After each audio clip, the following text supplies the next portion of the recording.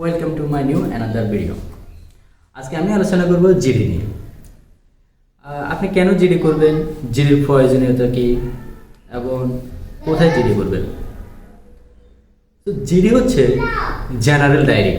আপনি জিডি করবেন নিকটস্থ যে পুলিশ স্টেশন আছে ওইখানে। এখনকার বর্তমানে জিডি দুইভাবে করা যায়, একটা হচ্ছে অনলাইন আর একটা অফলাইন। অনলাইন জিডি নামক একটা অ্যাপস আছে যেটা আপনি প্লে স্টোরে গেলে পাবেন। সেখানে আপনার নাম দিয়ে আপনি একটা অ্যাকাউন্ট খুলে নেবেন এবং অ্যাকাউন্ট খুলে ওখানে কিছু স্টেপ আছে ওগুলো ফলো করে আপনি জিডি করতে পারবেন। আর একটা হচ্ছে নিকটস্থ পুলিশ স্টেশনে যিনি ডিউটি অফিসে থাকবে ওনার মাধ্যমে আপনি জিডি করবেন।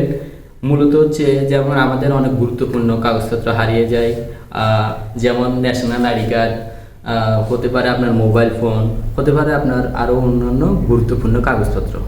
তো যখন আপনার এগুলো হারিয়ে যাবে, এই জিনিসগুলো দিয়ে কোনো অবৈধ কর্মকাণ্ড যদি করা হয়, ইলিগেল অ্যাক্টিভিটিতে যদি জয়েন হয়, তখন কিন্তু পুলিশ ধরে নেবে যে আপনি উক্ত অপরাধটা করেছেন। তো ওই অপরাধ থেকে মুক্তি পাওয়ার জন্য আপনার পূর্ব থেকে একটা প্রোটেকশন হিসেবে জিডি কাজ করে। ফর এক্সাম্পল, আপনার মোবাইল ফোনটা হারিয়ে গেছে, তো আপনি মোবাইল ফোনটা হারিয়ে গেছে, আপনি পুলিশ স্টেশনে জানেন নাই, ওই মোবাইল দিয়ে একটা মার্ডার হয়ে গেছে, একটা কলে জানতে পারছে যে পুলিশ যে ওই মোবাইল ইউজ করছে, তখন আপনার প্রোটেকশনটা কী? আপনি কীভাবে বলবেন যে এটা আমার মোবাইল না? এই জন্য মূলত আপনি উক্ত পুলিশ স্টেশনে গিয়ে যে আপনার মোবাইলটা হারিয়ে গেছে যথেষ্ট পরিমাণ তথ্য দিয়ে আপনি ওইখানে একটা জিডি করতে পারবেন।